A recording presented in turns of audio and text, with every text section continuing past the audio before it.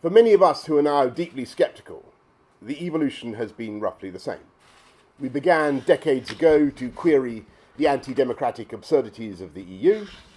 Then we began to campaign for reform, and we were excited in 2013 by the Prime Minister's Bloomberg speech, and then quietly despaired as no reform was forthcoming.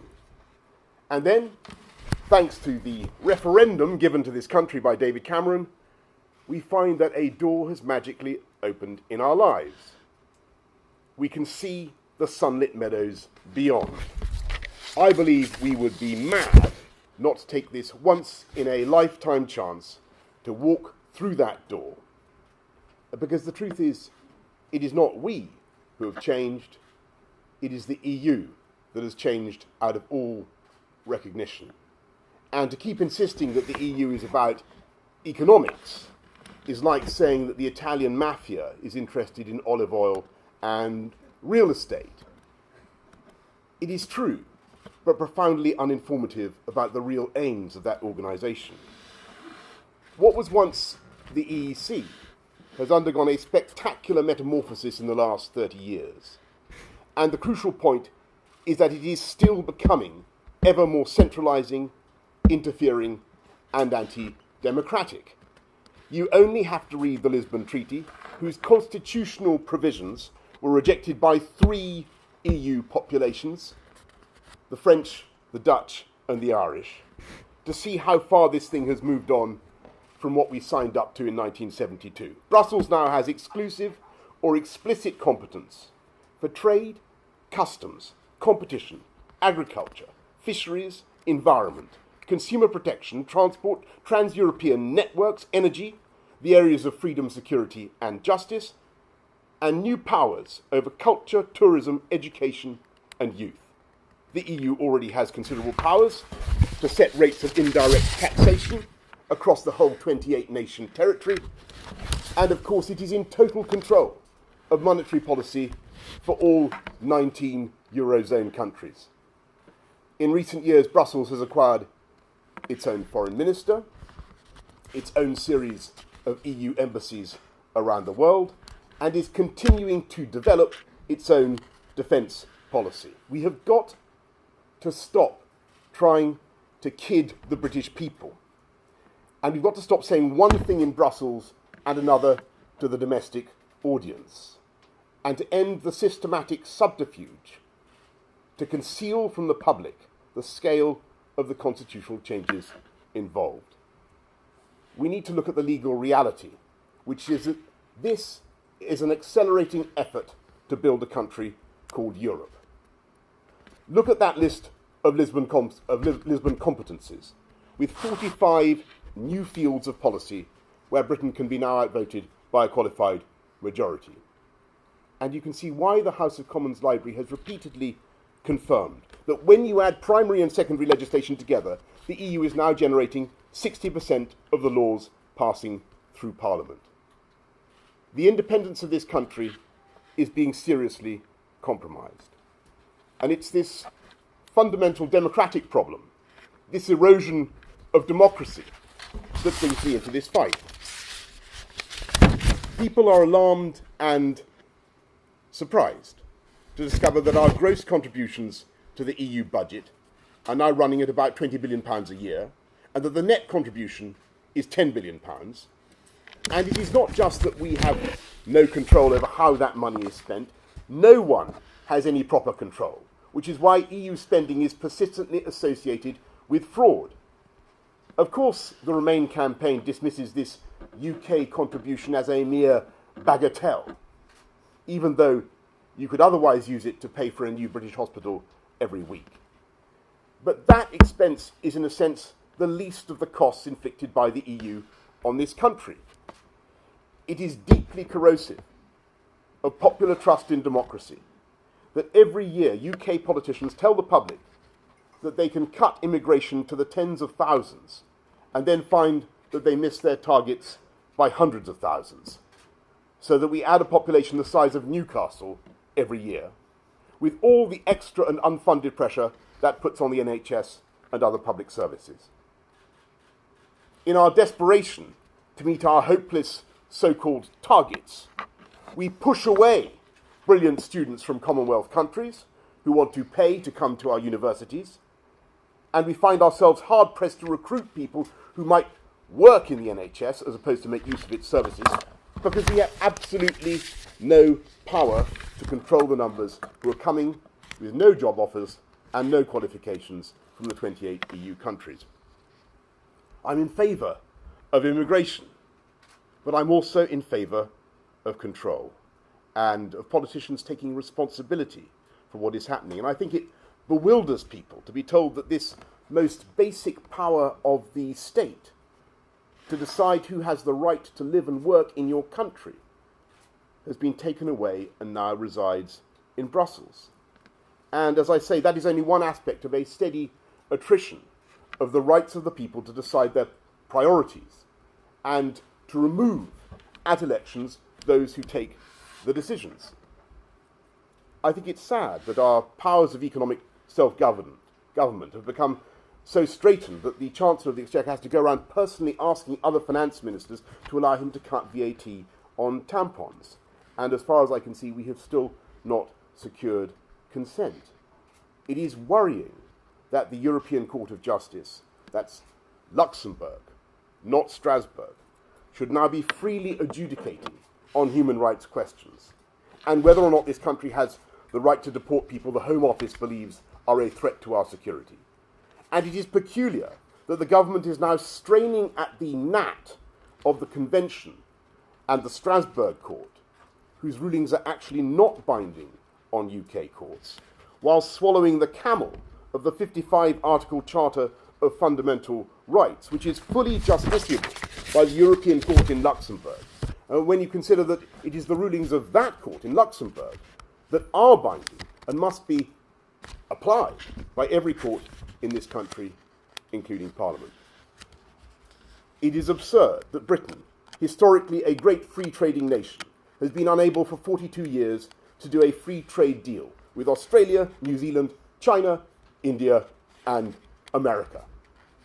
It is above all bizarre for the Remain campaign to say that after the UK agreement of February, we are now living in a reformed, quote-unquote, EU, when there has been not a single change to EU competencies, not a single change to the treaty, nothing on agriculture, nothing on the role of the court, nothing of any substance on borders, nothing remotely resembling the agenda for change that was promised in the 2013 Bloomberg speech. And in that excellent speech, the Prime Minister savaged the EU's lack of competitiveness, its remoteness from the voters, its relentless movement in the wrong direction. And he said, the biggest danger, I'm quoting from the Bloomberg speech, the biggest danger to the European Union comes not from those who advocate change, but from those who denounce new thinking as heresy. In its long history, Europe has experience of heretics who turned out to have a point. More of the same will not see the European Union keeping pace with the new powerhouse economies. More of the same will not bring the European Union ever any closer to its citizens. More of the same will just produce more of the same. Less competitiveness, less growth, and fewer jobs. And that will make our countries weaker, not stronger, and that is why we need fundamental, far-reaching change. I'm still quoting the Bloomberg speech, by the way, and he was right then. He was absolutely right then. We were told then that there had to be fundamental reform and full-on treaty change that would happen before the referendum, or else the government was willing to campaign to leave if they didn't get the changes that they wanted. And that, frankly, is what the Prime Minister and the government should be doing now. If you look at what we were promised and what we got, the government should logically be campaigning on the Leave side today. We were told many times by the Prime Minister, the Home Secretary, the Chancellor, that we were going to get real changes to the law on free movement, so that you needed to have a job lined up before you could come here. We have got no such change. We were told that we would get a working opt-out from the Charter of Fundamental Human Rights, which, by the way, gives the European Court the power to determine the application of the 1951 Convention on Refugees and Asylum, as well as extradition, child protection, and victims' rights, we got nothing. We were told that we would be able to stop the Eurozone countries from using EU institutions to create a fiscal and political union. We got nothing. Instead, we gave up our veto. The Five Presidents' report makes it clear that as soon as the UK referendum is out of the way, they will proceed with new structures of political and fiscal integration that this country should have no part in, but which will inevitably involve us, just as we were forced, in spite of promises to the contrary, to take part in the bailout of Greece. They want to go ahead with new rules on company law and property rights and every aspect of employment law and even taxation, and we will be dragged in. To call this a reformed EU is an offence against the Trades Description Act, or rather the EU Unfair Commercial Practices Directive that of course replaced the Trades Description Act in 2008. The EU system is a ratchet hauling us ever further into a federal structure. We have proved to ourselves time and again that we cannot change the direction, we cannot change the pace, we cannot interrupt the steady erosion of democracy, and given that we do not accept the destination, it is time to tell our friends and partners in a spirit of the utmost cordiality that we wish to forge a new relationship based on free trade and intergovernmental cooperation. We need to vote leave on June the 23rd, and in the meantime, we must deal with three big myths that are peddled by the Remain campaign. The first is the so-called economic argument. The Remainers accept that there is a loss of political independence, but they claim that this trade-off is economically beneficial. The second argument we might broadly call the peace in Europe argument. You've heard a bit of it this morning, that the EU is associated with 70 years of stability, and we need to stay in to prevent, in shorthand, German tanks crossing the French border. The third argument is more abstract, but potent with some people, and I mentioned it already, is you can't really want to leave the EU without being in some way anti-European, and therefore that the Remain campaign have a monopoly, as I say, on liberal cosmopolitanism. All three arguments are wholly bogus. The most important mistake is to think that there is some effective and sensible trade-off between the loss of democratic control and greater prosperity. The whole thrust of the Remain argument is that there is yes, they accept there's a democratic cost, but an economic benefit. That if we accept that 60% of our laws are made in Brussels, we will see some great boost in our trade, in our exports, and in the overall economic performance of the EU. This is turning out to be simply false.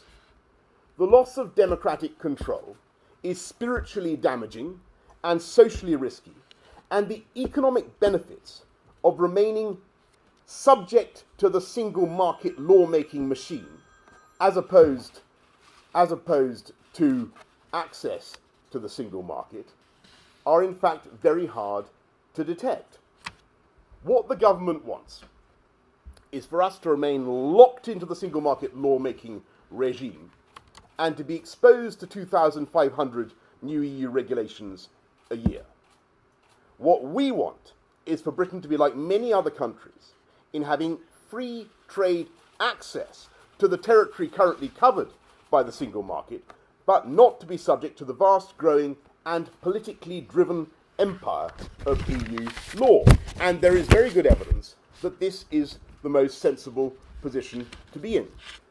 Take the two relevant 20-year periods, before and after the creation of the single market. In other words, from 1973 to 1992, and then from 1992 to 2012.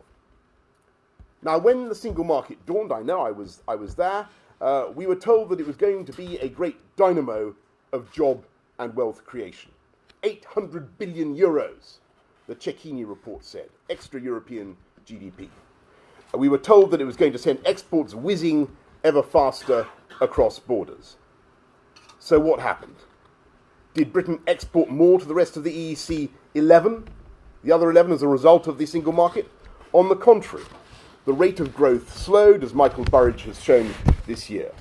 British exports of goods were actually 22% lower at the end of the second 20-year period than if they had continued to grow at the rate of the 20 years before 1992 and the dawn of the single market. Now, before you say this might just be a result of Britain's sluggish performance in the export of manufactured goods, the same failure was seen in the case of the 12 EEC countries themselves. We were told that goods would start pinging around the EEC as if in some supercharged cyclotron, and on the contrary, the rate of growth flattened again, 14.6% lower than in the previous 20 years when there was no single market. So what was the decisive advantage to Britain or any other country of being inside this system and accepting these thousands of one-size-fits-all regulations? In fact, you could argue that many countries were better off outside and not subject to the bureaucracy. In the period of existence of this vaunted single market from 1992 to 2011, there were 27 non-EU countries whose exports of goods to the rest of the EU grew faster than the UK's. And most embarrassingly of all, there were 21 countries who did better than the UK in exporting services to the other 11. So where was this great European relaunch that was supposed to be driven by the single market? In the 20 years since the start of the single market, the rate of growth in the EU countries has actually been outstripped by the non-EU countries of the OECD. It's actually the independent countries that have done better, and the EU has been a microclimate of scandalously high unemployment.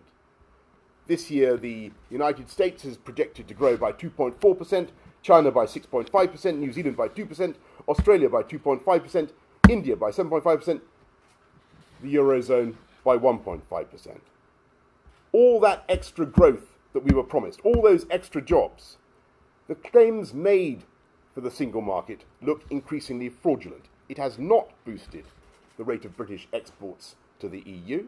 It has not even boosted growth in exports between the EU 12.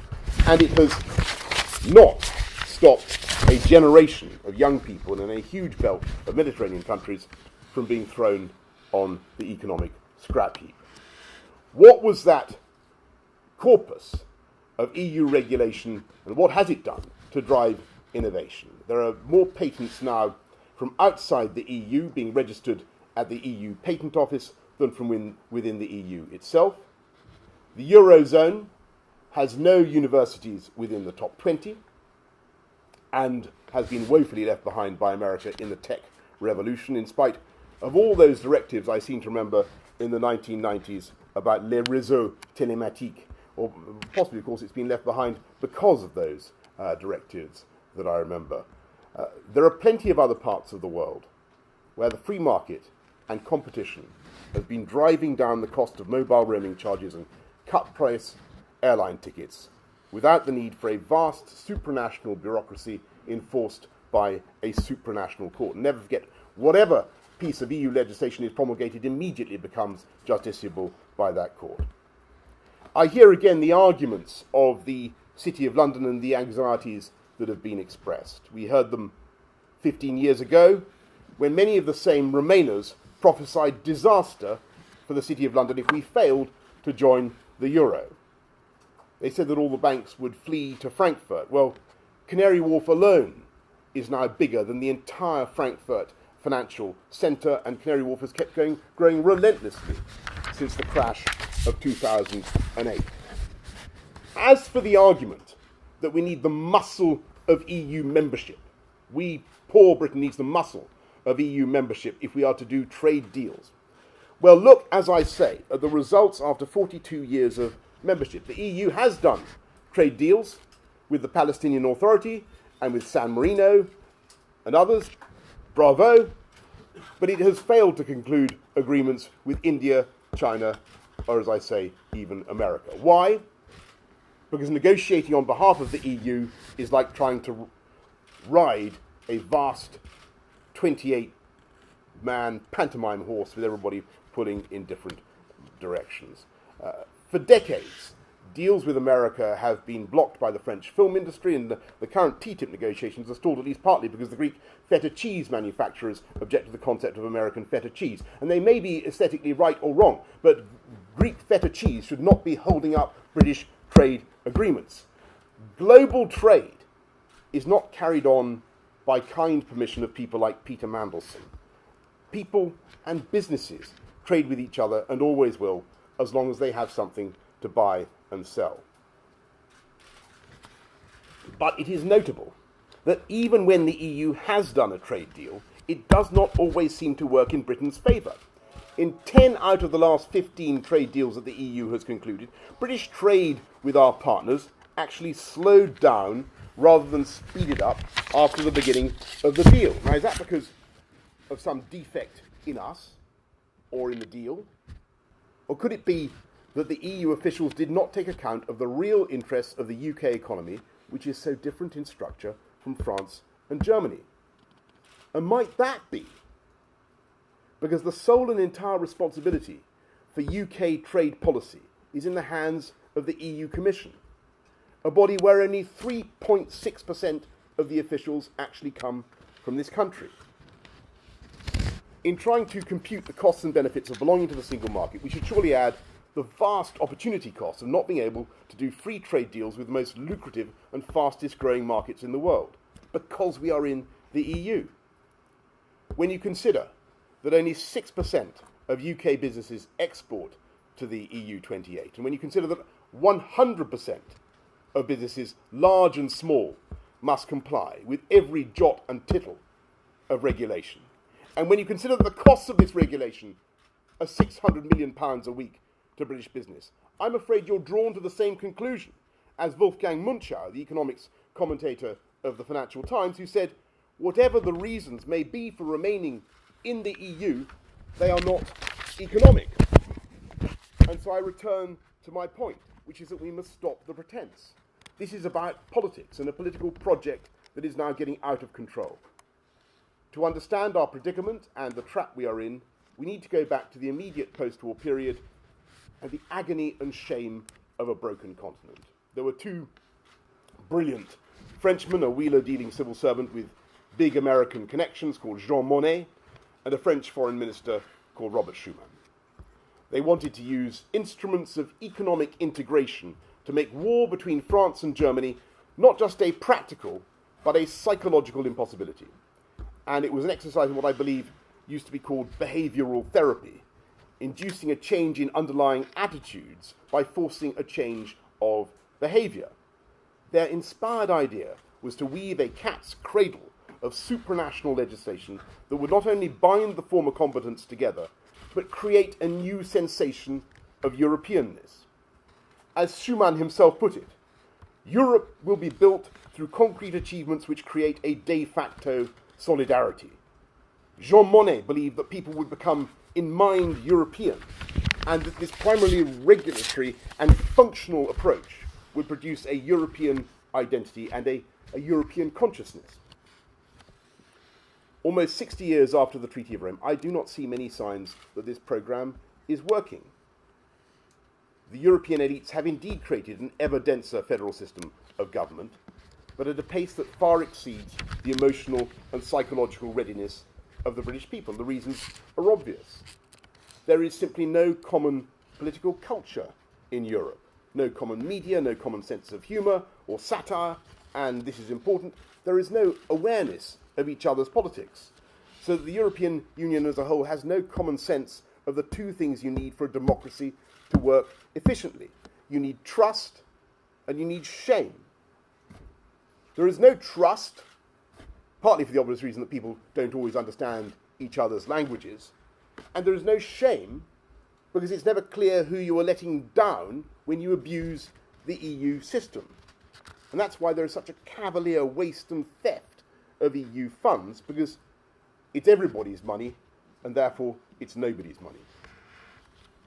If you walk around London today, you will notice that the 12-star flag of the EU is flying all over the place, and that's because it's Schuman Day today. It is the birthday of the founder of this project, and the elites have decreed that it should be properly marked. And let me ask you today, do you feel any particular loyalty to that flag? Do your hearts pitter-patter as you watch it flutter from all sorts of public buildings, probably including City Hall? On the contrary, the British share with other EU populations a growing sense of alienation, which is one of the reasons why turnout at European elections continues to decline. As Jean-Claude Juncker has himself remarked with disapproval, too many Europeans are returning to a national or regional mindset. In the face of that disillusionment, the European elites are doing exactly the wrong thing. Instead of devolving power, they are centralizing. Instead of going with the grain of human nature and public opinion, they are reaching for the same corrective behavioral therapy as Monnet and Schuman. More legislation, more federal control, and whenever there is a crisis of any kind in Europe, the cry is always the same: more Europe. What did they do when the Berlin Wall came down in 1989 and the French panicked about the inevitability of German unification? They decided to lock Germany in with a single currency: more Europe. And what are they saying now that the single currency has turned out to be a disaster? More Europe. They persist in the delusion that political cohesion can be created by a forcible economic integration, and they are achieving exactly the opposite. What is the distinctive experience of the people of Greece over the last 8 years? It is a complete humiliation, a sense of powerlessness. The suicide rate has risen by 35%. Life expectancy has actually fallen. Youth unemployment is around 50%. It is an utter disgrace to our continent. That is what happens when you destroy democracy. Do the Greeks feel any warmer towards the Germans? Do they feel a community of interest? Do they feel in heart and mind European? Of course not. In Austria, the far right have just won an election for the first time since the 1930s. The French National Front are on the march, and Marine Le Pen may very well do well in the presidential elections. You could not say that EU integration is promoting either mutual understanding or moderation, and the economic consequences range from nugatory to disastrous. The answer to the problems of Europe today is not more Europe, if that means more forcible economic and political integration. The answer is reform and devolution of the reform of the kind the Prime Minister demanded in his Bloomberg speech, and devolution of powers back to nations and people, and a return to intergovernmentalism, at least for this country. And that means vote leave on June the 23rd. And of course, there will be some in this country who are rightly troubled by a sense of neighbourly duty. There are Remainers who may actually agree with much of the foregoing about the economic advantages that are either overstated or non-existent, or indeed negative. They may feel, however, uneasy about pulling out of the EU in its hour of need, when our neighbours are in distress, and at this point they deploy the so-called peace in Europe argument that if Britain leaves the EU there will be a return to slaughter on Flanders fields. I have to say, I think this grossly underestimates the way Europe has changed and the NATO guarantee that in reality has underpinned peace in Europe.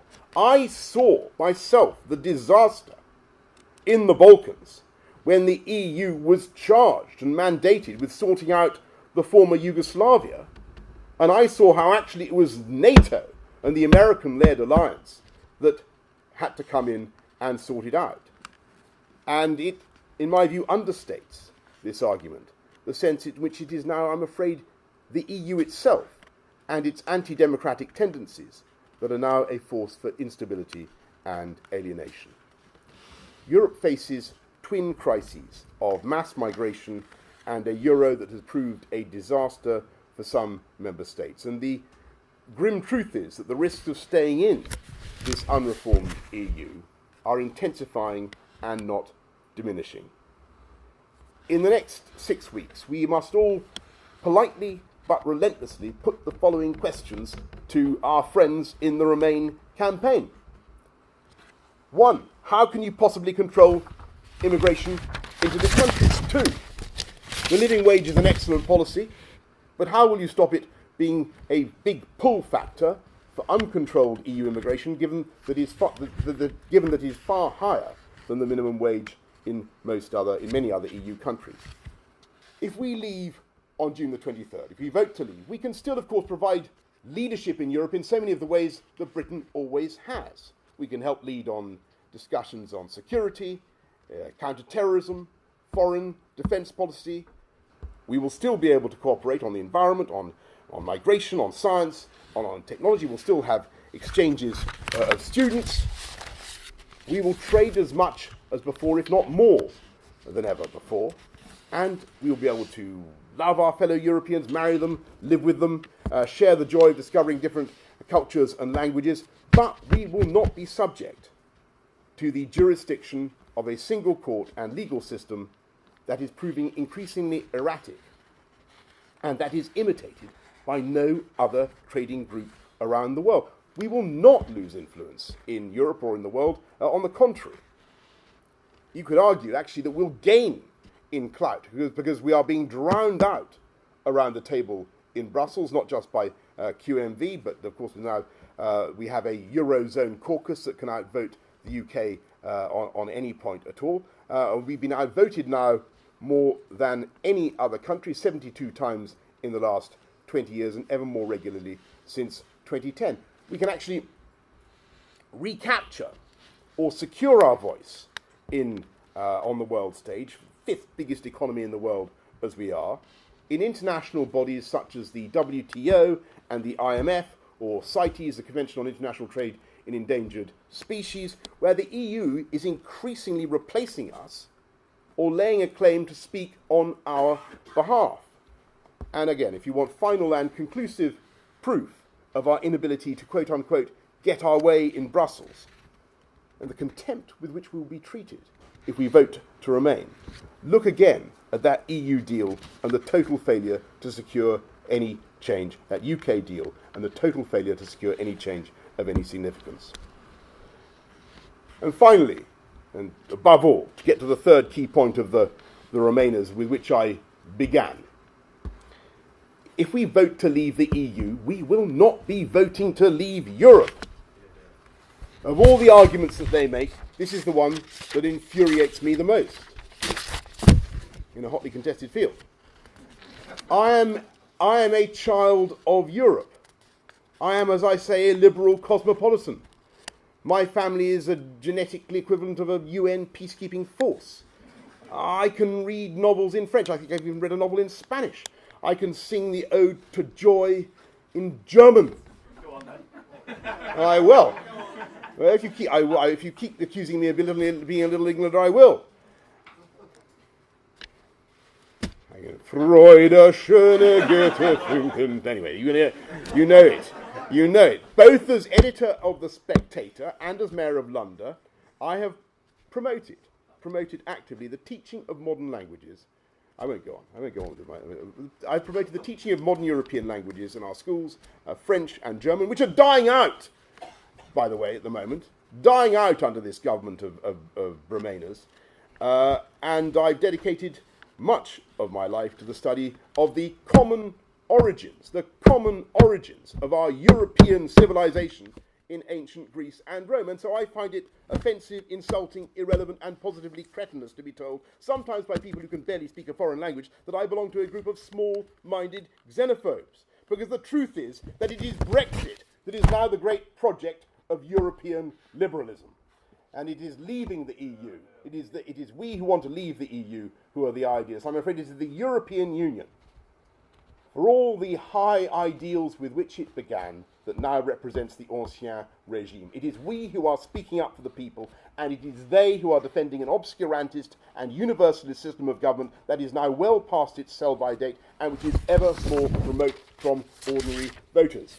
It is we in the Leave camp, we who vote Leave, not they, who stand in the tradition of the liberal cosmopolitan European Enlightenment, not just of Locke and Wilkes, but of Rousseau and Voltaire. And though they are many, and though they are well-funded, and though we know that they can call on unlimited taxpayer funds for their leaflets, it is we happy few Leavers, who have the inestimable advantage of believing strongly in our cause, and that we will be vindicated by history. And we will win for exactly the same reason that the Greeks beat the Persians at Marathon, because they are fighting for an outdated absolutist ideology, and we are fighting for freedom. That is the choice on June the 23rd. It is between taking back control of our money or giving a further £100 billion to Brussels before the next election, between deciding who we want to come here to live and work, or letting the EU decide. It is a choice between a dynamic, liberal, cosmopolitan, open, global, free-trading, prosperous Britain, or a Britain where we remain subject to an undemocratic system devised in the 1950s that is now actively responsible for low growth and in some cases causing economic despair. It is a choice between believing in the possibility of hope and change in Europe or accepting that we have no choice but to knuckle under. It is a choice between getting dragged ever further into a federal superstate or taking a stand now. And that is why I urge you to vote Leave on June the 23rd and take back control of our democracy. Thank you very much.